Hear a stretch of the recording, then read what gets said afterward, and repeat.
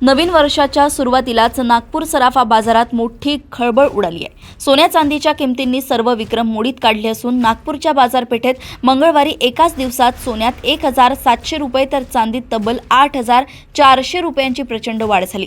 नवीन वर्षात जानेवारीच्या पहिल्या 6 दिवसांतच गुंतवणूकदारांना दरवाढीचा मोठा धक्का बसला असून या 6 दिवसात सोने 4,000 रुपयांनी तर चांदी तब्बल 16,000 रुपयांनी महागली। दोन्ही मौल्यवान धातूंच्या दरांवर 3% जीएसटी अतिरिक्त आकारला जातो।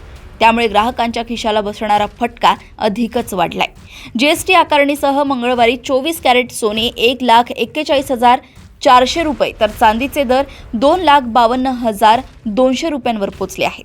नागपूर सराफा असोसिएशनचे सचिव अंशुल हरडे म्हणाले की जागतिक परिस्थिती अशीच राहिली तर सोन्याचे दर लवकरच 1.5 लाखांचा टप्पा ओलांडण्याची शक्यता आहे।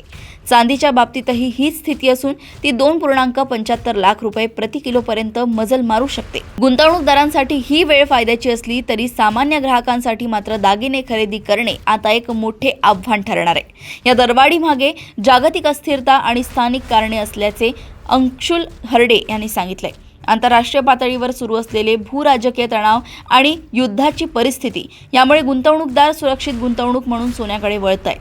अमेरिकन डॉलर्सच्या मूल्यात होणारे बदल आणि जागतिक बँकांनी सोन्याचा केलेला साठा यामुळे किमती वाढत आहेत।